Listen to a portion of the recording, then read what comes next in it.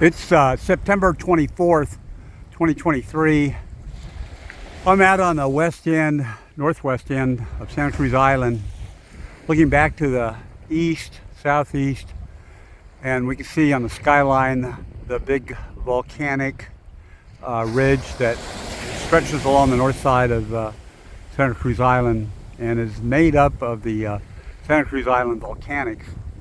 And then down along the coast here, we can get some interesting features that sort of demonstrate the impact of climate change in the last maybe 120,000, 250,000 years on the landscape locally here.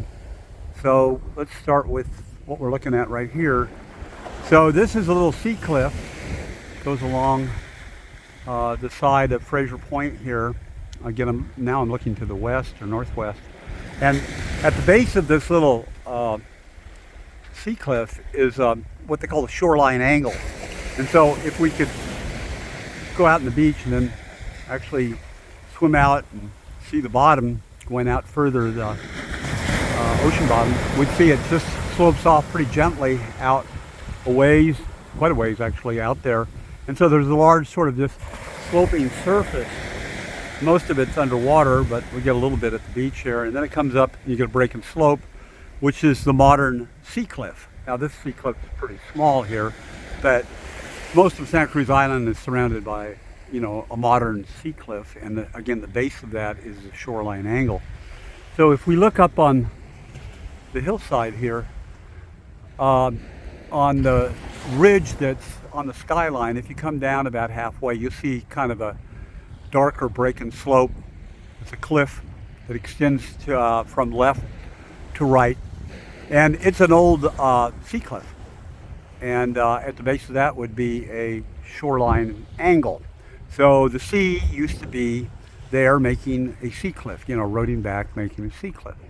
And then if we look at coming down closer to us, we see this little flat surface just above us where these signs are. Okay, well that is a terrace, marine terrace surface that's developed right on the bedrock here. The bedrock is Santa Cruz Island volcanics. And so just above that is a thin veneer of marine terrace rock, and on the top of that, it's flattish, and you can kind of make that up, how flat it is as they go up and look there. You can see the sloping surface that goes up a ways there. And that's been, the deposit's been dated at about 80,000 years. So that represents an interglacial period when the ice caps were smaller and there was much more water and the sea level was higher, you know, and that was underwater. Most of that was underwater. And then there was a little, it's kind of hard to make out, but there's a smaller cliff just above that flat surface that is maybe about, maybe it's 10, 15 feet high. Not the stuff way in the background, but kind of mid-ground. That's another sea cliff, and that separates this 80,000-year-old terrace from a higher little flat spot that you can make out up there. And when you drive here, most of the way you're driving across that flat surface, and that's the 120,000-year-old surface. And again, the 80 and 120,000-year-old surface, you know, they've been dated, and you know, by radiometric methods, and they represent a period we know worldwide was a big interglacial. So the water, the sea level was higher, it was making these sea cliffs, and it was eroding back. Now that higher, further back sea cliff that I pointed out in the beginning when I started talking, that's probably more like, I don't know, 50 to 100 feet high. That's much older. And if I had to guess, given the cycles of the interglacials, which are about 100,000 years, I would suspect that is about 220, maybe 250,000 years old. But I'm guessing that's not been dated. Anyway, certainly older than 120,000 years. And so, you know, these sea cliffs are real important in trying to understand locally what has happened with sea level and climatic change. And of course, when the glaciers come along between the, let's say, subsequent to the 80,000-year-old terrace. Then the seas went down because you started developing large polar ice caps. And can't really see it very well, but in the background, across the channel here is Santa Rosa Island.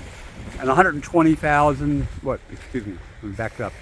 Maybe about 18 to 20,000 years ago, that was the maximum period of the last,